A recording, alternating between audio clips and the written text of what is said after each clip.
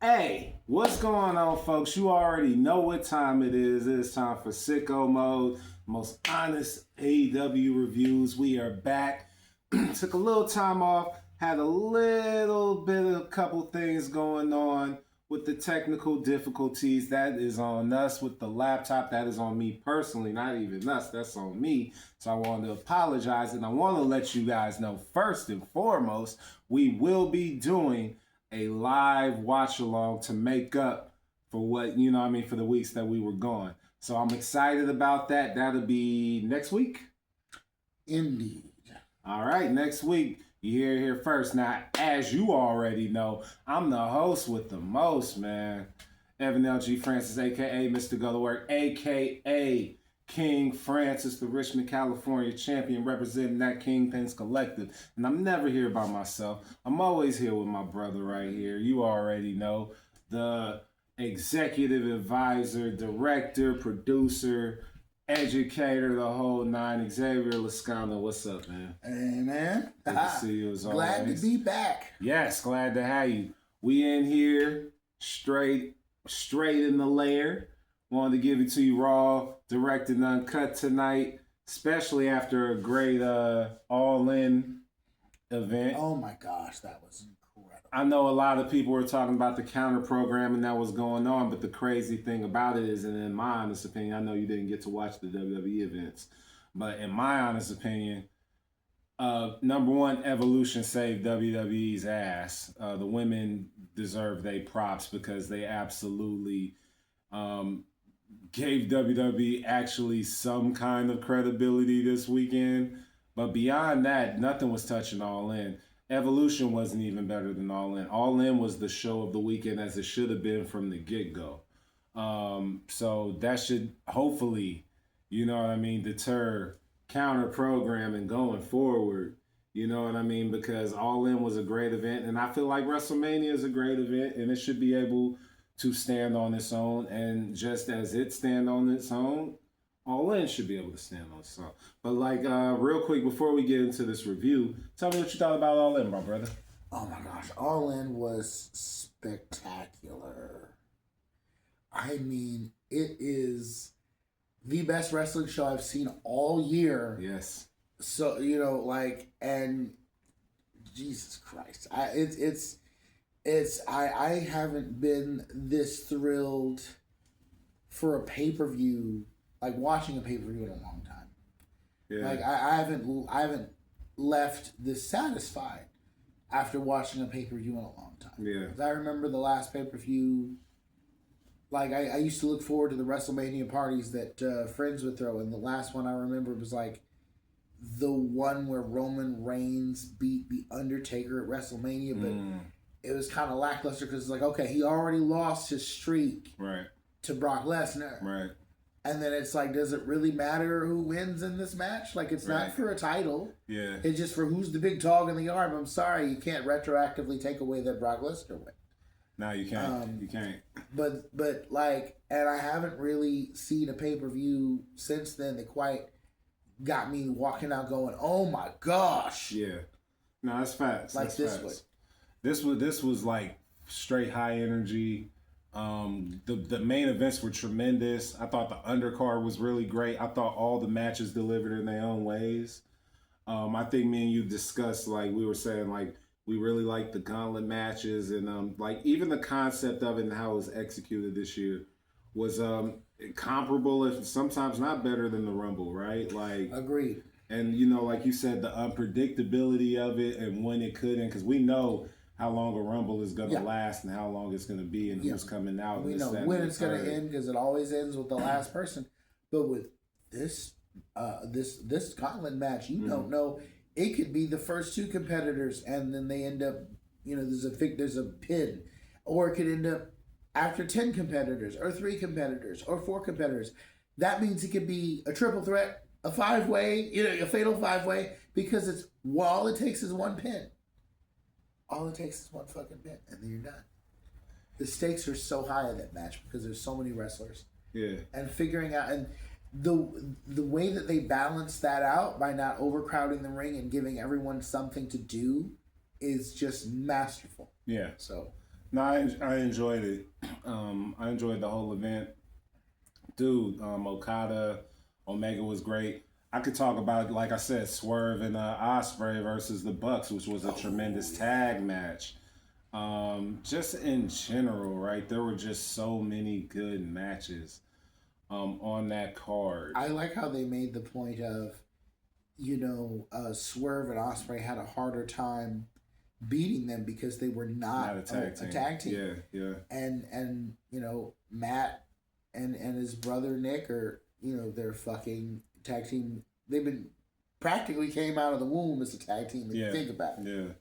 I thought that match delivered. All the guys did excellent. Brought the crowd to a new height and kept the energy up from there, right? Mm-hmm. I like the women's gauntlet match. I love Athena winning, getting the hometown pop, getting the hometown love. And I'm very interested, especially after tonight, after they started kind of having the interaction between her and Toni Storm. It's really exciting. It's really exciting for the women's division. It's an exciting time for the women's division. They have a lot of really great pieces. Even we were talking about Tekla was in action tonight, and she did really well. Most impressive for sure. Yeah, I think it was her and Amanada going at it tonight. We'll get into all that, but I think all the ladies made a great accounting for themselves.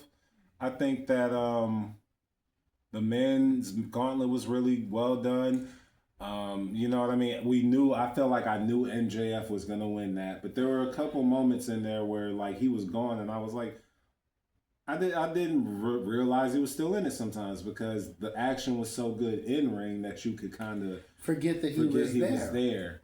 And so, yeah, I think that they did their job, right? I think that the tag title match did its job as far as like with Jet Speed. It made them look official, like they belonged in there with the Hurt Syndicate. We all knew the patriarchy at some point was going to kind of implode. And they've been building that up for weeks now.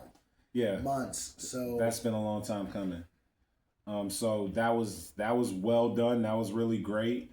I really enjoyed this show just in general. And then the ladies, Toni Storm, Mercedes Moné, tremendous women's world title match that they had. Very, very fantastic.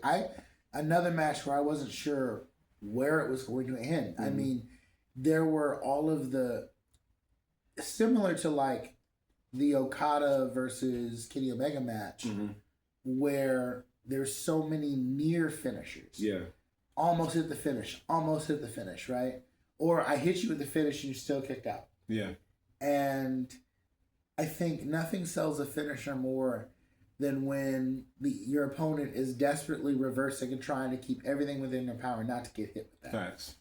You know, like when during the women's title match when Mercedes Moné was trying to put Toni Storm into the crossface, and she had successfully managed to do a variation of that earlier. And this is like near the end of the match, and then like Toni is desperately trying to keep her arms from like clasping over her face because if she does, she knows that she's probably gonna tap. Right. And like 3 fucking times she does her signature pile driver on Mercedes, and she's still not kicking out. And it's like, oh my god, she's still kicking out. What is it gonna take? And the moment that she went off the top rope, I said, okay, look. If she kicks out of it, as much as I love Mercedes Moné, if she kicks out of that, that's ruining my suspension of disbelief. Yeah, like, that she's Mercedes Hogan for real, then, right? Like, that's when you know she has creative control. Getting work for me, but I see that meaning too. Nah, but you know what though, I thought they did really well, and I thought that you can say what you want about Mercedes. I don't have a negative thing to say about her multiple title reign. I think it's a really dope thing. Me either. And really cool in the business to have her having all those belts from different places. And also, when you really think about it, it added to the suspense of, can Toni really beat her? Right, because she done mowed everybody down around the world. This was the first time she's lost in an AEW ring. Yeah, and so what does that? We had no reason to think that Toni would win, honestly, to a point. So and all that does is elevate Toni, right? Which in turn, whoever beats Toni will be elevated in turn. Yeah, and so that's what I'm saying. When people talk about there's no story or they don't understand this, that, and the thing, you guys are showing your hands as like so short-sighted, right? And you just think about what you're seeing right on the television, and it's not that they don't have the story, it's just that you're not comprehending what's there. There's a build. People aren't patient enough to. It's like the difference in moviegoers, right? Like, and there's some people that like both kinds of movie. I like both kinds of movie. Yeah. But there's two different ways to tell your story. Let's use horror as an example. Mm-hmm. You have your slow burn, slow cooker horror where everything gets just pushed a little further and subtly and a little further, and then before you know it, your son is about to be possessed by the ancient demon Paimon, and there's nothing you can do to stop that shit. And then there's the jump scares every 5 minutes. And so, like, what we're looking at here is a Fed that knows how to do slow burn. It's like it's like being the toad in the boiling water. The toad doesn't notice it's being cooked until it's too late. That's true. And there's a certain pleasure in watching like storytelling that does that, where you're like, before you know it, you're all into it, and the stakes are high, and you're going, dear God, is she going to kick out of this? Can she actually do? But it requires you paying attention from the very beginning and being willing to invest that time. And AEW does that, allowing you to invest that time by putting on dope ass matches. Yeah, you know what I'm saying? Like if you stay for the wrestling, it's like come for the wrestling, stay for the story. Right. Yeah. Whereas like WWF is very like come for the story and then maybe stay for the wrestling. If you think it's good enough. I agree, and I think we're starting to see that differentiation. I feel like All In really set AEW on this mark where it's like, okay, now, especially post CM Punk leaving, there was a lot of fickle fans that had left or talking shit on the brand. A lot of negative energy followed AEW after that. And I'm not even going to say some of it wasn't deserved, because some of the moves that TK may have made, I don't necessarily think needed to be made. But at the same time, I, as a certified sometimes crash out, understand why he made those moves. You fuck with my brand, you fuck up with my shit, yeah, I'm going to be on you. You know what I'm saying? So I understand that part of it too. But I feel like right now, these last couple months combined with All In, I feel like we're in a place where AEW's finally turning the corner and becoming their own thing again. Because they had that feeling and that energy when they first started. I think it was like 2019, 6 years. There was just this energy in the air. There was clear differentiators from what they were and what WWE is. Yeah. And people drifted over to AEW because they're like, I like this better. Yeah. And so WWE was like, oh, we can do some of that too, you know what I mean? Or we can get some of those people over here too. Shit like that. WWE was like, look, he did a flip. He did a whole flip. Yeah. Now it wasn't even a finisher. Look, look. Yeah, look, I'm telling you. And so for me, I look at it like, okay, I know for a fact that the wrestling landscape is 100 times better because AEW exists in the first place. It's people that would have never got a shot in the E. You think Darby Allin would have ever got a sniff at the WWE? No, never. And if he did, he would have been in a cruiserweight division. And if there wasn't a cruiserweight division, they would have fed him to some big guys and then released him. Pretty much, yeah. Right? Yeah. Like, or NXT, and then whatever. And he succeeds in NXT. He goes to the main roster, and they drop the ball on him. Like, the shit like that. A guy like Hangman, he could have made it in WWE. I do believe that, but I also don't believe that he would have gotten the attention that AEW is giving him. He probably would have been like U.S. title holder. That probably would have been like long-term U.S. belt. They would have made him the cowboy for real at that point. It would have been like, that's your whole thing. And look at the guy. They had my guy out there in the cowboy pants and red, white, and blue.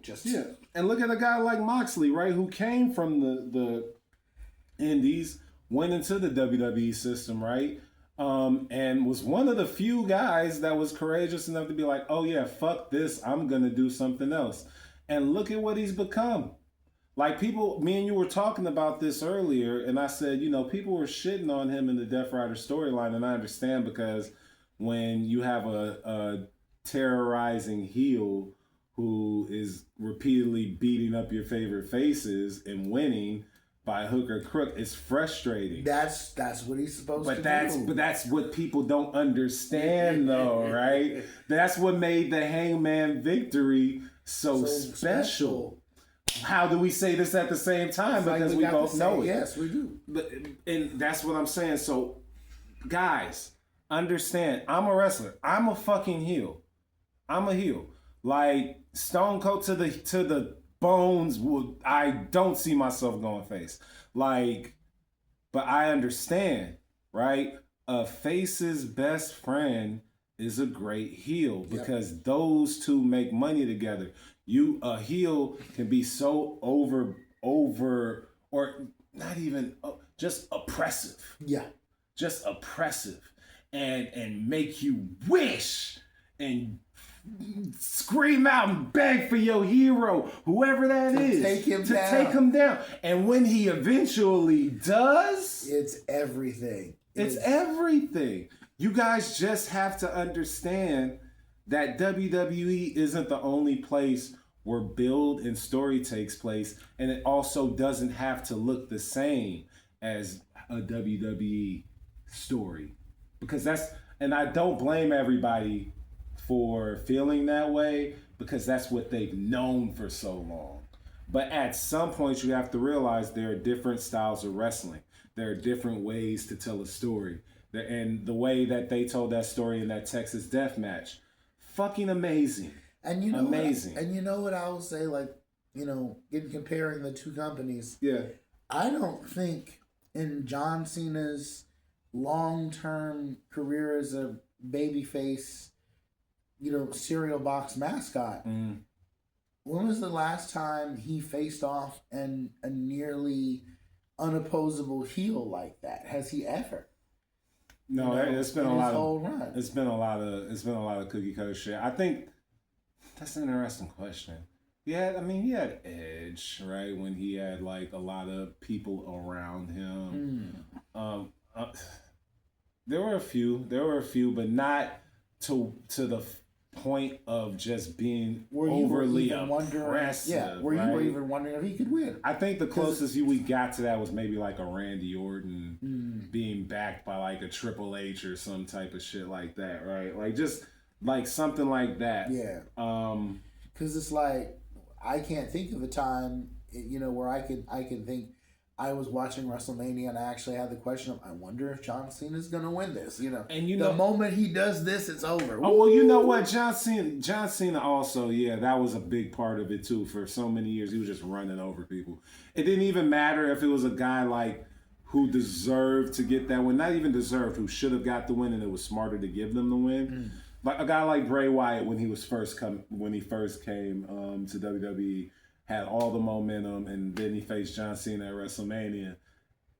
It's like, okay, you have this figure who's probably the only guy who possibly could be a successor to The Undertaker. And you job him out. So it's things like that, right? But when you have a super oppressive heel with a group that just smothers everything, at some point, something's got to give. And this is the thing that I'm talking about with Moxley. A lot of people aren't going to, until later on, when people really look back at this story, maybe a few years from now, they'll see what he did and what the Death Rider storyline was. Did it go long? Fuck yeah, it did. Was it annoying at certain points? Fuck yeah, it was. Did I think maybe Swerve should have went over or something? Yes, I did. But at the same, that's the point. Because when a guy because Hangman, there was the point that people were making that, hey, Hangman might lose and it might go to Darby. Yep. But the unpredictability was there. Yeah. And I haven't felt that in a long time. So when Hangman when Hangman won and Mox tapped out, and you heard that reaction, you felt the emotion. Oh yeah. I haven't felt that since maybe the Attitude Era. For real. Like it's like, like watching seriously. Triple H get pinned during the height of his heel powers, but before Burial Triple H. Yeah, right? Like when Mankind won or some shit like that. Right? Like when you felt that this is the guy that should win, but there are reasons that he shouldn't win because I see why he wouldn't win, but I also see why he should win, and you're hoping for him, and then he gets it. There's no feeling better, and they executed it to perfection. To perfection. Absolutely. Kudos to AEW because I will give one thing I'll say. That was a long fucking show, but I will say this. If you give me that quality of show, I will watch it every time and not complain because it's bang for your buck. Yep. It's especially for your biggest show of the year. When I'm saying that I'm not disappointed in your biggest show of the year, that's saying something. Hell yeah. That's saying something. Kudos to AEW, especially knocked it out of the park. Especially with WWE surrounding their event with so much competition that they could have easily been smothered and overshadowed. But no, the quality did the work. So I commend AEW A+. A+. We grade on, I believe, 5s? Yep.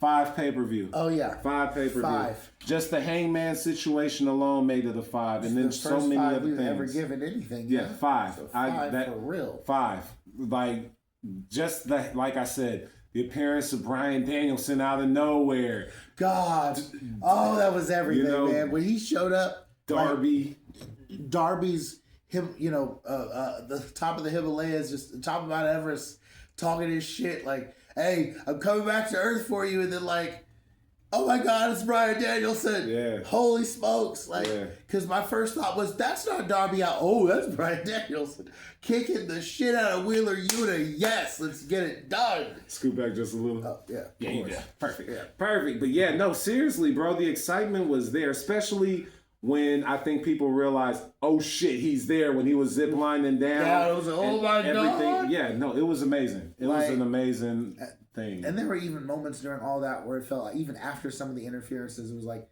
when let's see, when the first person to try and interfere was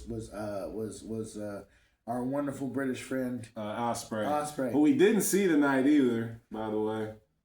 On Dynamite. And considering after what they did to him, that's purposeful. That's a great. No, that was great. No, that's great selling. I thought that was a great decision. Awesome. Yeah. Like him and Joe are both off TV. Mm-hmm.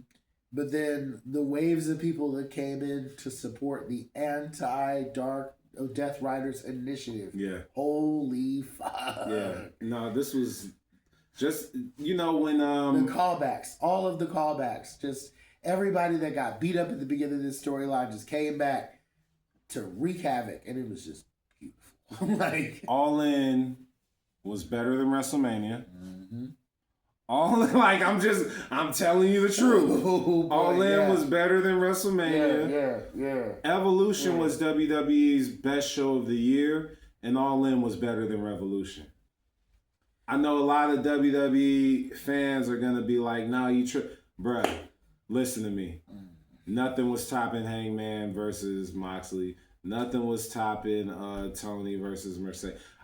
You know what? I'll even give the WWE fans the fact that I think that Rhea and Io was comparable and maybe better than Tony and Mercedes. It might have been. But then when you put the rest of the body of the show together, and then you have Okada and Kenny, then you have, Ospreay and Swerve versus the Bucks. It was just quality upon quality upon quality for a longer time. And there was just a lot going on. And so 6-man tag. Yeah. With freaking the Hurts and Jet Speed. Yeah. There was just a lot of great stuff. Patriarchy. Yeah. And There was just a lot of great stuff. So when you talk about that, and I want to, before we move on to Dynamite, I want to most definitely give a lot of respect and a shout out to Adam Cole, Yes. who announced that he has a medical issue that will keep him out of the ring for a extended amount of time, and maybe not as far as we're talking retirement. I hope not. And so I just wanted to most definitely shout out, send some positive energy to one of the great wrestlers of this era. No, real talk. And Adam Cole, from his work in ROH and, in PWG and everywhere else he's been. New Japan, and AEW, NXT, all that stuff, everything he's done, with the Undisputed Era and NXT and all that good stuff.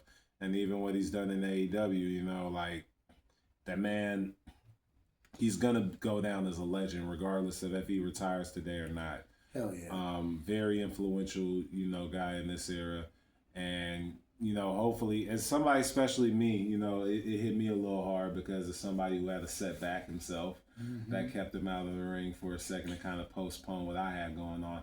Doctor said I would never even be able to make it out the hospital living, so much less wrestle, right? And came back to win titles and start companies and do things like that. So I understand the task at hand. Yeah, and like we may not know exactly what kind of medical issues battling, but it could literally be anything. It could be anything. A lot of people I've seen were saying, "Oh, it was because of that power bomb that Fletcher did." I don't necessarily think it's that. Like, I think that, you know what I'm saying.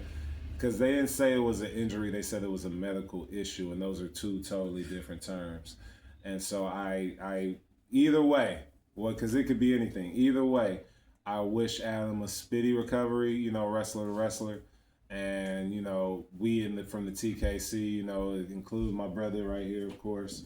We want to, wish you a speedy recovery and a return to the ring, whenever you see that fit and whenever, you are healthy to do that.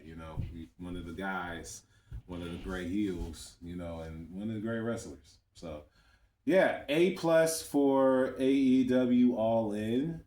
And now we shall get to tonight, to tonight's Dynamite. You feel what I'm saying? For your viewing enjoyment. And so obviously this was the follow-up show for All In. And the first guy who is obviously the most fitting person to kick off the show is the man of the hour, the man who made history, the man who had one of the most emotional journeys and AEW. And one of the greatest moments, I think, in AEW history, if not the greatest moment in AEW history this past Saturday. So Hangman came out. Oh yes. It was a celebration. He gave a speech that was equivalent to like an inauguration, basically telling his story from where he was a couple of years ago and what it took to get here to this point. The long journey, man. And like me and you have always said, I think me and you can agree that I think he has the most complete character arc of anybody in AEW. Oh yeah. Full circle. I think him and Cody are neck and neck right now in wrestling in general. Cody, Roman. But I agree. Yeah, but I think just if you're talking about just like full on character development, I don't think it's close, and I think it goes to Hangman. I agree with you. I agree. They really like put in all of the effort into developing his character arc over time. The change from hardcore and heel to sort of a gray area character to full on face. Yeah. And Yeah. And the crazy thing about it for Hangman, Hangman's character arc is kind of like the human arc, right, of things. Because you're going to have the times where you're just a good guy. You're going to have the times where you feel like you want to be bad and do something bad or lash out. And that's what Hangman did.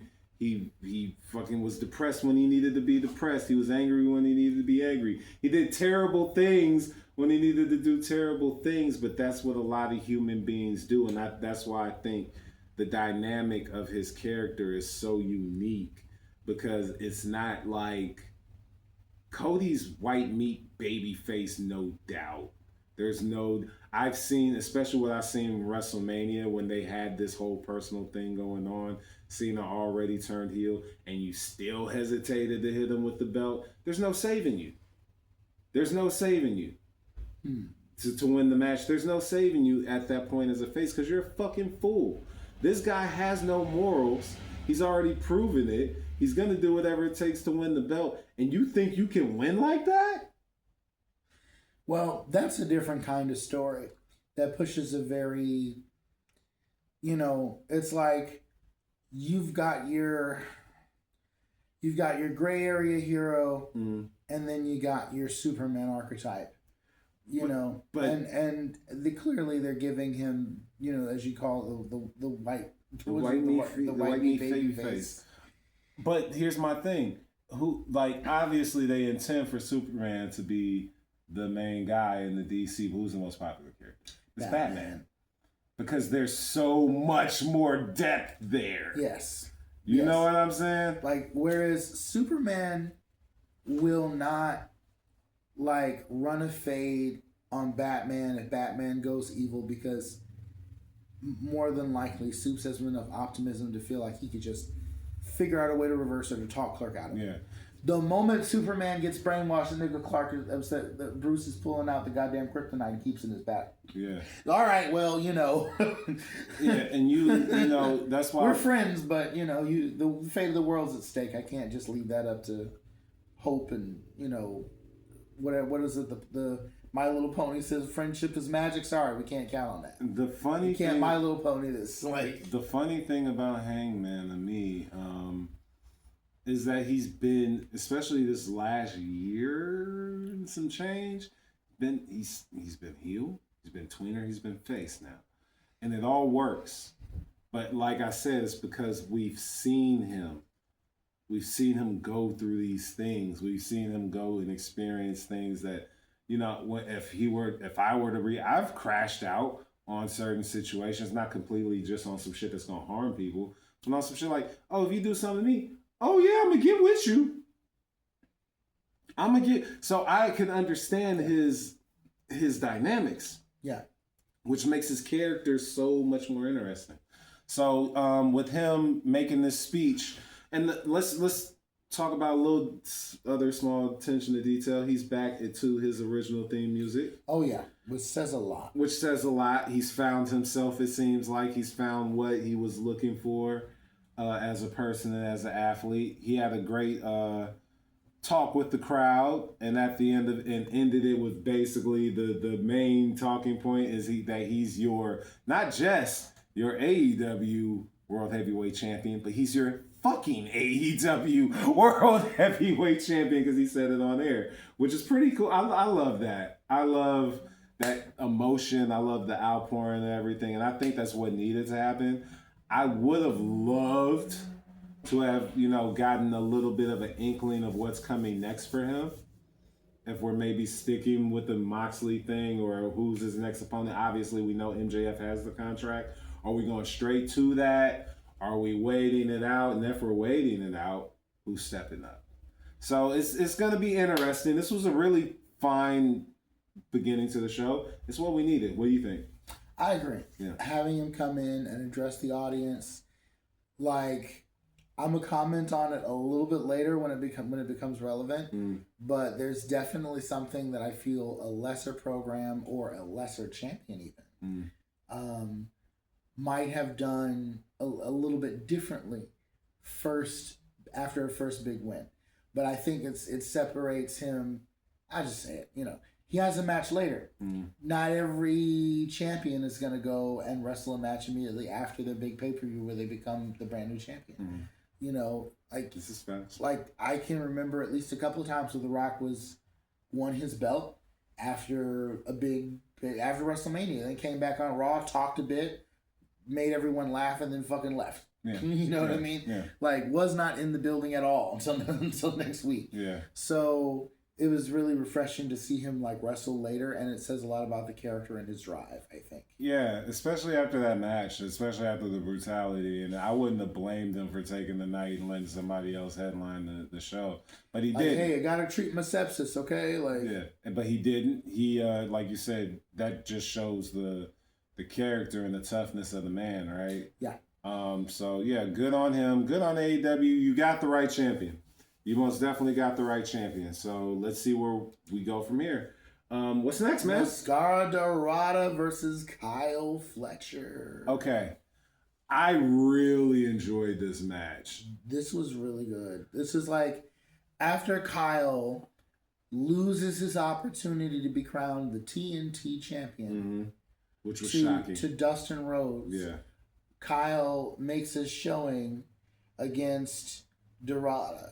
And you know what? It's never a bad time when Dorada's in a match. It's never a bad time when, except for that one time Kyle almost killed Adam Cole. It's never a bad time watching Kyle. Yeah, shout out to Kyle Fletcher.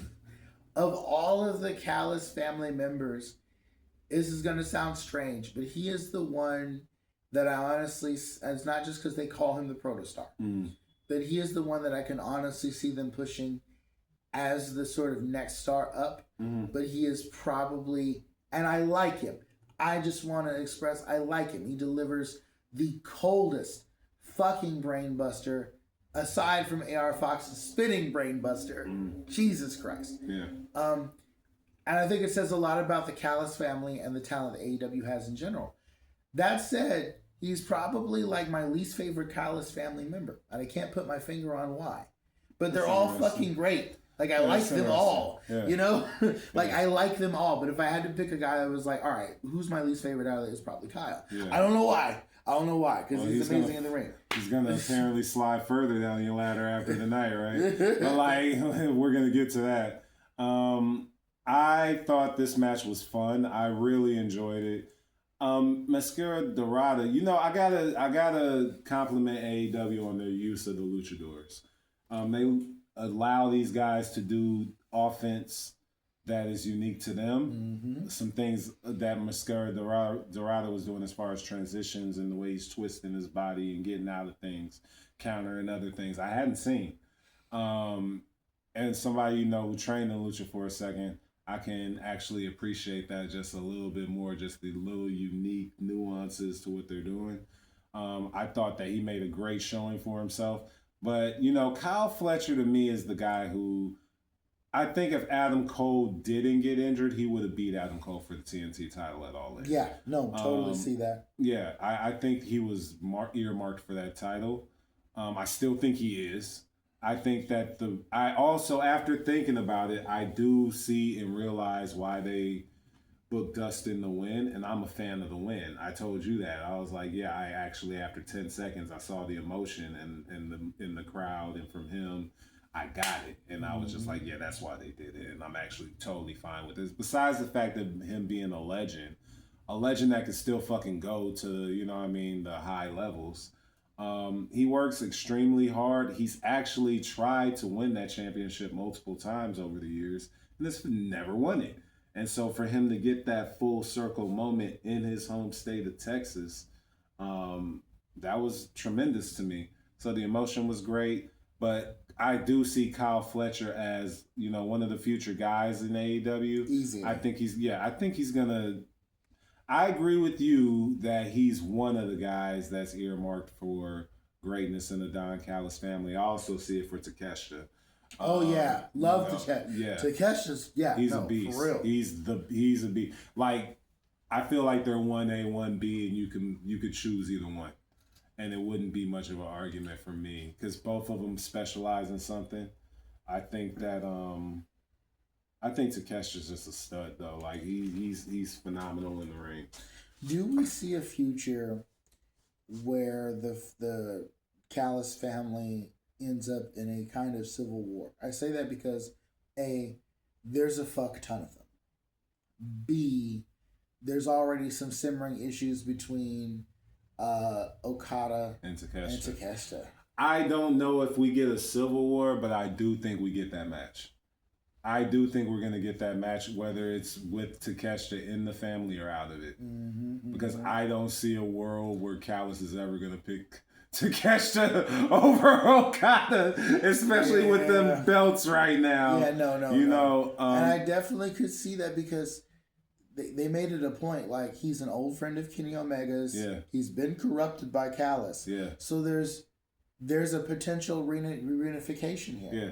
Takeshi's going to need some help against that army, and who better to face off against them than like Omega backing him up? And you know the thing about it, and Ibushi too. Yeah, like, oh my god. Yeah, no, you're right. And the thing about it is, you know, Takeshi's so good in the ring. I haven't really heard him really get booed out of a building, even with Callis there, because people respect the fuck out of his ability. Yeah, he's great to. He's tremendous. Watch in ring. He's tremendous. He's tremendous, and you know, it's like he's a heel wrestler that keeps doing face feats. He's like, and he's got the size, he's got the agility, he's got the ring awareness, all of it. Yeah, man, I really like what they're doing with him. I really do. I really enjoy it. So yeah, let's move on forward. All right, next up. My thing with Callis also, which is funny, is that, like you said, he's got an army at his disposal now. He might have the most. No, he does. He actually might. If you're talking about numbers and everything, he's got the biggest. He's got the most powerful stable. Right biggest now. damn group. Yeah. Jesus. That but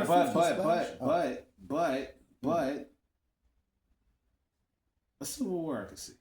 A Civil War I could see. That was a good point out for me. Thank you. The 450 splash from Dorado. Yeah. Very impressive. Yeah. Absolutely. That was dope as fuck, and the kick out was believable. Yep. Kyle definitely shows exactly why he's rising. Mm-hmm. Dude is good. Yeah, he's on the rise for sure. Let's see. What's another move what's another moment in the match that really stood out to me? Because I'm trying to think. Because the whole thing was solid. They. You know, I like the blending of the styles too, because it's kind of easy for both guys to maybe get lost in the shuffle, but I feel like Kyle's athletic enough to keep up with those guys, and Dorado was tough enough to take what he was getting dished out on him. They definitely reflected the best in each other. Yeah, I really enjoyed this, but you know, Kyle, I love that ending combination from Kyle too. That was fucking disgusting. And that was my highlight for the match, was just that ending combination. Because I'm like, if you get hit with that, I don't see too many people getting kicking out of that shit. That brainbuster, as you said, is absolutely gorgeous. I'm a fan. I'm a fan of Kyle Fletcher's in-ring work. I'm starting to see him come around on the personality end, and that's a great thing. I think the work with him being with Callis has done wonders for him, and I think it will continue to. Year or two, he'll be a world champion. But I think his first thing is to get that title off of Dustin at some point. But I'm glad to see Dustin with it. It's good. It's good to see him. You know, every time a legend, you get the sense a legend has a belt, it could be their last time with it. You know what I mean? And so if this is indeed his retirement year, so be it. It's gonna be a great retirement run with the belt and defending the title and everything. That's gonna be. And even if it ain't, you know what I mean? Even if it ain't, right? I still think this will be a really great earmarked moment for him in his career that spans all the way back to WCW. Hell yeah! You know, this is crazy stuff. So then I will give this match. I really liked it. Great clash of styles. In ring, you can't really give it less than a 4, so I'm gonna just give it a 4. I'll give it a 4. I give it a 4 too. Yeah. All right, where we at, brother? All right, let's see. Next up, we have the All-Star 8-Man Tag. That was fun. Bandito, Brody King, and Jet Speed versus Josh Alexander, one of my favorite guys out of the Don Callis team. Let's see. I'm gonna mispronounce his name. Hechicero. Hechicero. You gave him the Italian accent. It's Hechicero. Hechicero. And the Young Bucks. And the Young Bucks. Yeah. This was... You and I were talking as we were watching. Bandito, clearly, in the next 2 years, I could see him and Powerhouse Hobbs feuding over the belt. Yeah, no, Bandito's that guy. Oh my God. Yeah, I think that if you're looking at a luchador who can win a world championship as far as AEW go, Bandito's that guy. He has the size, he has the strength, he has the speed, he has the agility. He just has everything. And there's not too many that can put it all together in that kind of package that he does. Even the look, right? Even just the mask and everything. I don't know why AEW, I don't know if you have intentions of doing it. Can you please merchandise those masks? Like, seriously? Because those are hard. I've seen people do fall-away slams, like, from the top rope. But he's the first one I've ever seen do, like, a fall-away slam moonsault from the top rope. Yeah. That is so impressive. It takes a lot of power. A lot of upper body, a lot of core strength. And I'm going... It's funny to me because, this was a great showcase match for everybody involved. Hechicero, I've told you, I love his style of Lucha Libre. More so a strength-based, kind of like lock, submission-based style. And it works. I love his work rate. I love all that. And then from there, when you just look at Brody King, who is like, I told you, he's a champion waiting to happen too. Yeah. I don't care what belt you're talking about. I think he's just somebody who's going to get some gold, and he's going to legitimize it, and he's going to make it look great. And the people are behind him. Like he's a dope one. He's a dope one. Yeah, this was a great match. It was fun. It's fun to see while we're talking about this, that entrance for the Young Bucks. Oh my gosh. They come out to the ring. Even before that, coming out in the Uber, right? Like, oh my gosh. Yes. So in the beginning of the show, they show them pulling up in an it's like it's an Uber. Who's in it? It's Matt and his brother. And they're taking their trunks out of the car. The Uber drives off. Yeah. And then they're coming into the arena, and like people are ignoring them. People are walking by them, looking away. Marina Shafir scoffs at them when they're like, "Hey, how's it going?" It's like, weren't we just helping? Okay. And then they run into like Ricochet.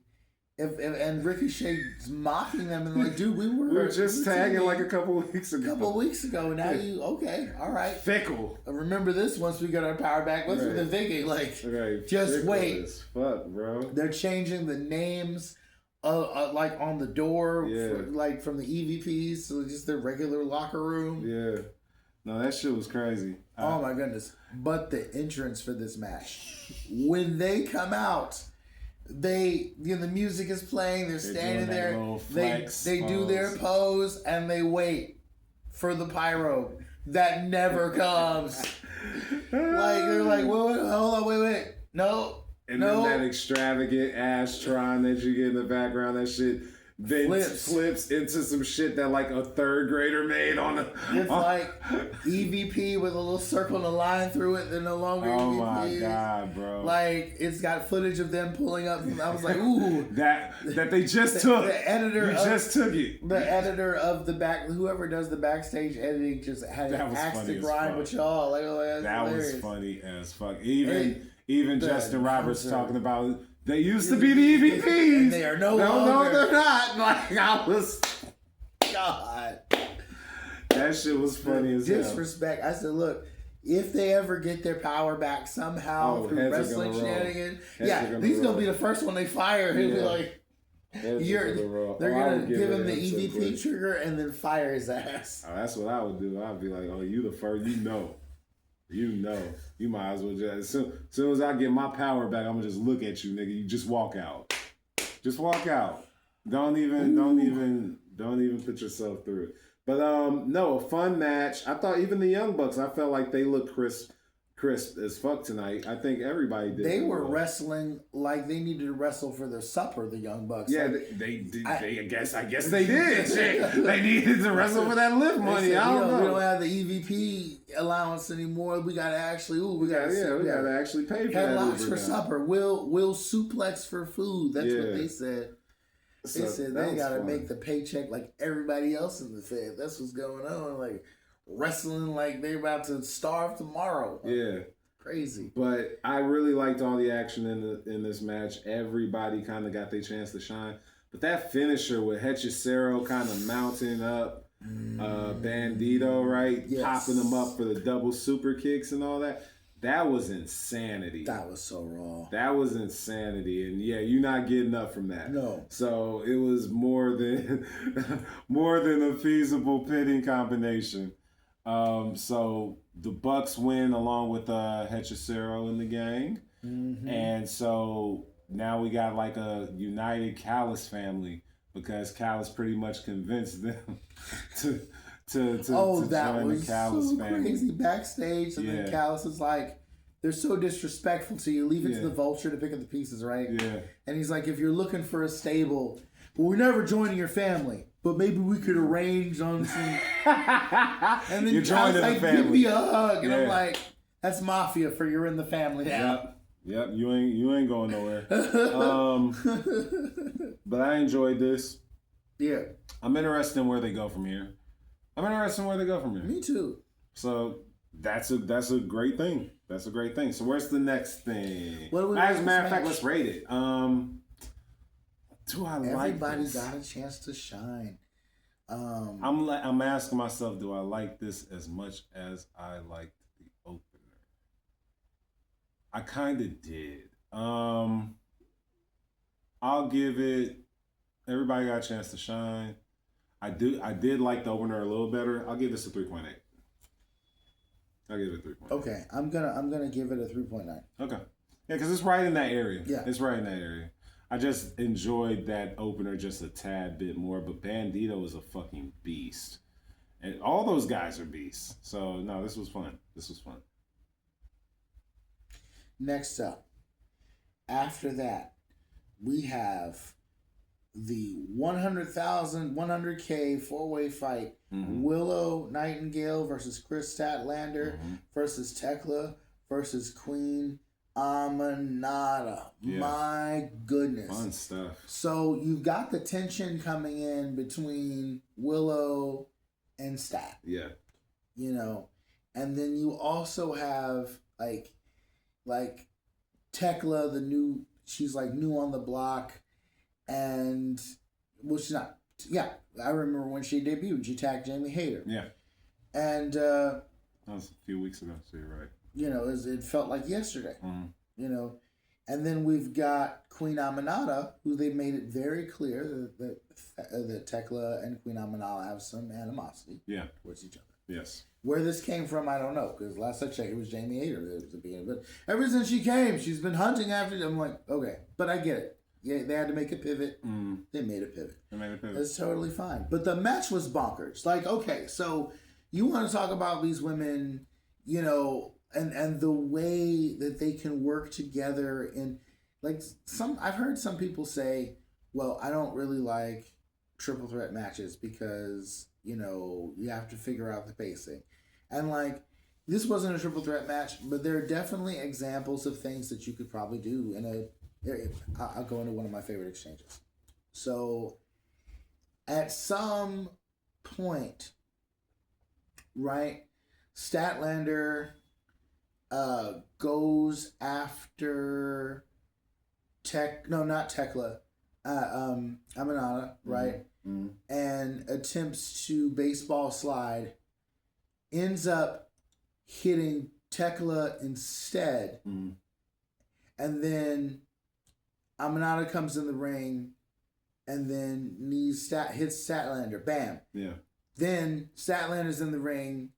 Tekla essentially does, what was it? Was it a drop kick? Was it elbow? Oh no, it was a senton. Senton, yeah. Right, senton. And actually, no, Willow does the senton. Right? Tekla attempts to double stomp Willow. Willow moves out of the way and then hits Statlander instead. Got you. Statlander is taking a lot of like, she's this exchange where there's like Statlander punishment. She's like paying for her mistakes. That was a really dope exchange. Yeah, I agree. Like, there's a point in the match where Willow and Statlander, if I recall correctly, are fighting outside the ring, handling their own business. Yeah. Yeah. There's also this match was really good. The ladies put on a show. Mm-hmm. The ending, where Julia Hart comes out, hits Sky Blue, and hits Aminata with like, was it mist? The Black Mist. It was the Black Mist. Yep. Taking her out. Yep. Pin. 1, 2, 3. Tekla is now part of a trio. Yeah, which is an interesting trio too. It's an interesting trio. That's why I was saying, I see the pieces coming together now in the women's division in AEW, and I'm starting to really like it, right? Like, we got, the Tekla, Sky Blue, Julia Hart situation.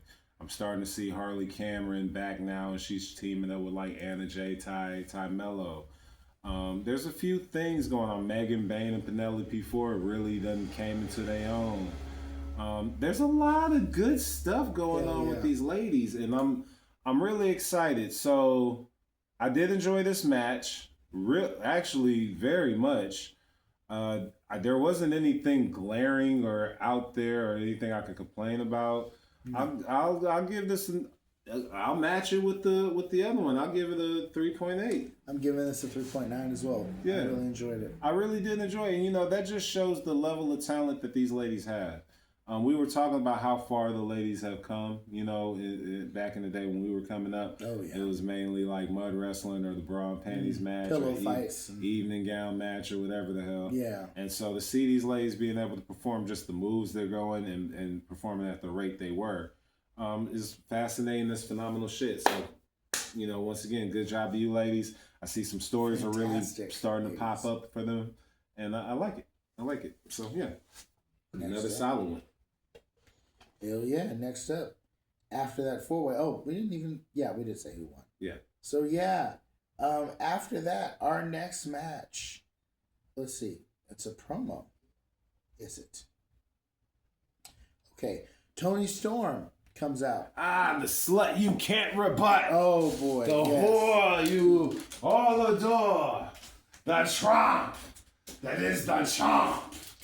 Toni Storm. I love Toni. Toni lays it all out. She even invites Mercedes Moné back to seconds if she would care to get some. Yes. But clearly we have moved past Mercedes, who notably does not show up. Yes. All show. I mean, they were really selling that high flying pile driver. So all of the bodies left in the wake of the pay-per-view are at home resting or in the hospital resting. And it could be that, or it could also be that she's selling the embarrassment, or both. Yep. Of losing and needs to regroup and all. That's why I was like, yeah, they're telling tremendous stories here, but as you were saying, Toni's, cutting the promo. She's doing her thing. She's talking basically about how, her and Mercedes set the tone. She mentions how Luther is injured. Yes. It says he's injured in the line of duty, and that involves reattaching like a body part or whatever. Yep. There's always some kind of innuendo with her. And I remember thinking, injured. What do you do with the pay-per-view that would have had him injured? Yeah. But clearly this is storyline here, because also her friend is also out, right? And this comes into prominent storytelling prominence once she's interrupted by none other than the longest reigning champion from Ring of Honor. Yes. And not just women's champion, just championship, period. Yeah. Miss Athena. She comes in and she basically talks about how she won the women's gauntlet fire match, by the way, at AEW All In Texas, and how that was fun. Without the help that she knows that will come and assist her, just essentially the question is, just how ruined are you? Right? It's like she's coming for her. There's going to be no help for you, and like a true heel, totally not going to mention how she has a protege that's probably going to be doing interference. Yep. The thing about stuff. It was great. The thing about Athena is, though, what makes her special, it's like, I could see her doing it without Billy, but I could also see why she would need her. And that's why I like this feud and this intriguing, because you're about to get a crazy banger match. And the story is going to be top notch. I'm really excited about this. I don't know if Athena's like straight up the next challenger or if she's gonna hold on to the contract for a minute but whatever we're doing, give us that match. Hell yeah. Give us that match. So fun segment. It's getting us off to the races on what we need to get off to the races on. I have no complaints about it. Would I have loved to see Tony in the ring? Hell yeah. But I also know why the champ don't need to be in the motherfucking ring every goddamn show. You know what I mean? And after giving it her all and then some, I'm like, take a And I think it's more important to move a story forward right now with her based on just who she is as a character. Agreed. I think it's more important for her to be in story mode. So I think we just need to push it. I agree with that. Good stuff. What's next? Next up, we have, you can barely call it a match, AEW Unified Champion Okada versus Raphael. Oh, he does have a name, Quinto. Okay. Because I don't even remember his name being. Yeah, okay, we can skip match. this. This was a squash match. We're not going to rate it at all. No offense. It wouldn't be fair to rate it. No, there was no offense. I thought the cat was coming in. No offense. I did too. That's why I looked over there. Thought I heard him. Nah, there was no offense for the young Raphael or whatever his name was. Shout out to him for getting the opportunity to be in the ring with Okada though. But that's a story he'll be telling his grandkids. I was in the ring straight up with one Okada. of the best that ever did it, right? Yeah, one of the best to ever do it. So shout out to him. Match was only 5 seconds, but that's okay. I was in the ring with him. Exactly. Nah, but shout out to him. Shout out to Okada. Now, like I said, you made your point. He's a dominant unified champion. I'm cool with one week of this. I'm cool with 1 week of this because we're just moving things forward. Now, next week, I need something. Yeah. I need to move this forward. But then we did get something in the form of Swerve. Yes, so we if did. That's where we're going. All right. Oh, yeah, that was intense when Swerve comes back. Called him a biatch. Mm-hmm. And that was straight up shocking, too. It was like, oh, man, like he's And Okada. Yeah. But that's going to be a banger match. Hell yeah. And that's one where it's like, okay, who wins? Right? So Swerve got the credentials to beat Okada. Obviously, Okada has the credentials to beat Swerve. So it's an interesting match. I don't see Okada just dropping the belt immediately. So that's why I was like, we can stretch this out. Agreed. All right, so what's next? Last but certainly not least, Hangman Page, Mark Briscoe, and Powerhouse Hobbs versus the Death Riders, in particular Jon Moxley, Wheeler Yuta, and Claudio Castagnoli. Mm-hmm. Pac's been missing for a while, right? I believe he's injured. Okay. So that's... I was expecting him to come out during the pay-per-view, real talk. I was like, ooh, watch, we're going to think that Hangman's got it, then Pac's returned. And I believe Gabe Kidd kind of filled that gap. Yep. And there was no Gabe Kidd tonight, so maybe he fulfilled his purpose. Or maybe he's just chilling in the cuts. I mean, he is the mercenary for hire. Maybe they ran out of money to pay him. Hey. And without that heavyweight belt around, Taz said, when you're a champion, you make more money. So I'll buy into that. Buy into that. Main event was fun. The main event was a whole hell of a lot of fun. It was spectacular. Yeah, this was a whole hell of a lot of fun. This is the way you give people something to be excited for. And shout out to the new AEW champion for wrestling after a barn burner where you lost at least a quarter of a third of a pint of blood. You know what I mean? Like that thank you. And even shout out to Moxley for doing shout out to Moxley too. Because that shit was crazy. It didn't even go 30 seconds without motherfucker bleeding, bro. He got stabbed in this shit, bro. I was like, boy, so much craziness. But for them to both be up, competing, doing their thing. No, that was something else. And this match was something else. Yeah. It there was a lot here. Like Mark Briscoe, any chance Mark Briscoe gets to dive through those ropes and do a senton, he's going to do it. And he nailed it, if I recall, on Claudio. Mm-hmm. Right? Yeah. Pretty good. Great moment. Powerhouse Hobbs I'm still blown away on the pay-per-view moment where Powerhouse Hobbs was on, what was it?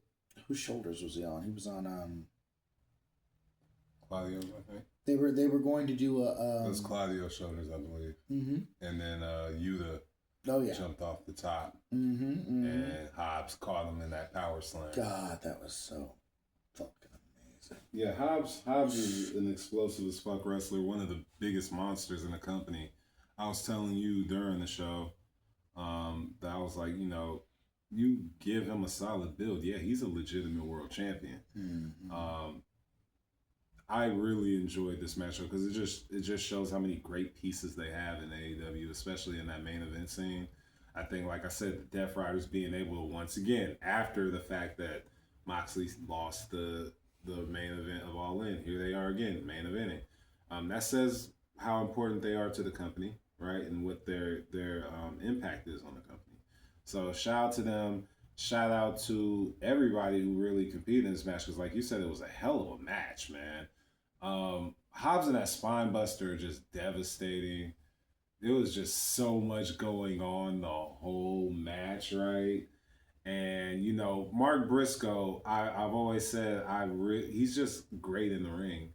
He doesn't have bad matches. And I think at some point, you could do an underdog world title run with him at some point with the right story. Like we were talking about MJF, who was talking some shit earlier in the show. If he actually, when he does win the world title, because I think it's a thing of when, not if. And if he could be the guy to maybe get the title off of him because all the damage that MJF has done talking shit for so long. And so I think that that's a very valid situation for Mark. There's a lot of guys that can be AEW World Champion, right? Oh yeah. So, and that's why I said this main event scene right now is so intriguing. Because you never know. You never know. You never know who's going to get up there, and that makes for a very exciting environment and long-term storytelling element. Yeah. So I thoroughly enjoyed this though, and then the ending especially. Everything is going to hell. Hangman gets the win with a buckshot. 1, 2, 3. I believe it was to Claudio. I believe it was. Yes. Okay. So he hits Claudio with the buckshot. 1, 2, 3. Obviously, that's not going to please Moxley. They jump Hangman, and all of a sudden you get Darby Allin doing his best Sting impersonation. You know what I mean? Tribute, homage. For real. I don't call it an impersonation because they actually went to war together multiple times. It's a homage for sure. Mm-hmm. Up in the rafters, staring evilly and intently at John Moxley and the Death Riders. Yeah. Which, in turn, of course, kind of spooks Mox. We get some retribution there, right? Hangman's about to hit Mox with the buckshot. Mox escapes, and we get the end of the show with the baby faces celebrating. I thought this was fun. I thought it was fun too. We left out a segment, and that's partially my bad because as I was skimming through, they don't have the segments highlighted. Cope, yes. Cope. That segment was so cool. That was fun. So him talking about how he didn't come out there to save Christian. Right. He just came out there to handle business with FTR because of what they did.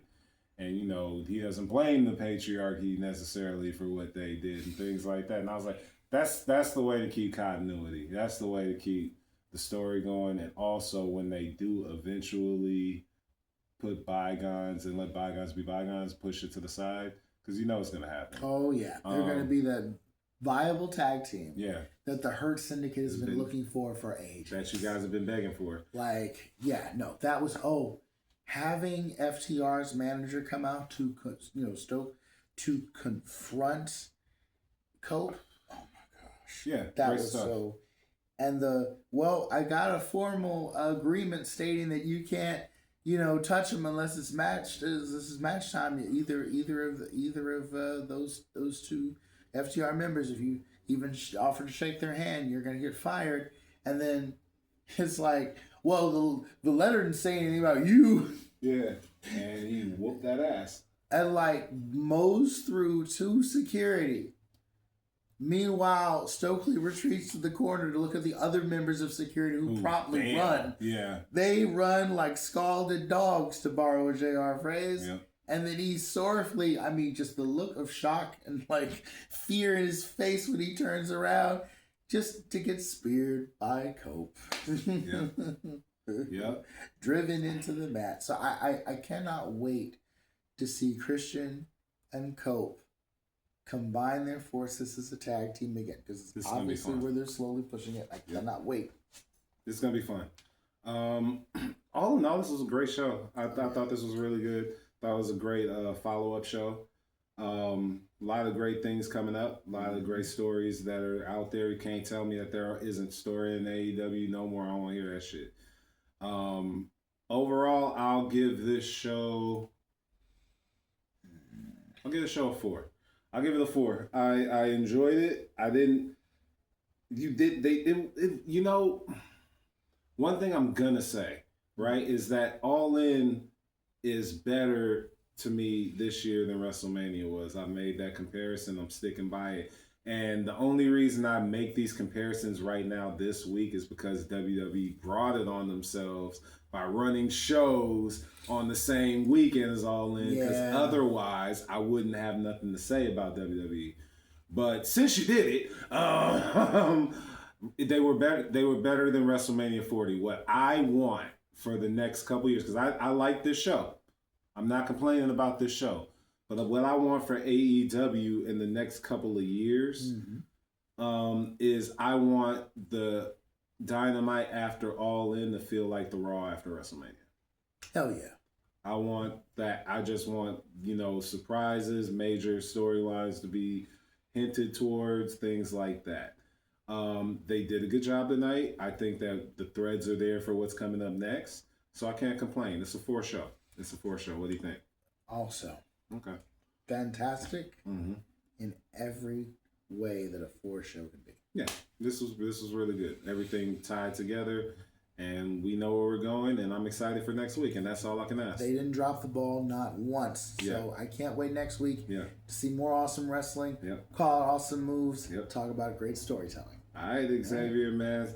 Go ahead, man. Tell them how they can find you, where to find you at, all that good stuff. Joaquin_Xavier on Twitter and Instagram. You can check out this show every week. It's called Sicko Mode. You know it's on YouTube. Please Google us. Check us out. All right. And let's see. You can check out Unhealthy Comedian. Yes. Which stars a comedian trying to lose weight, JD Arndia. Shout out to him.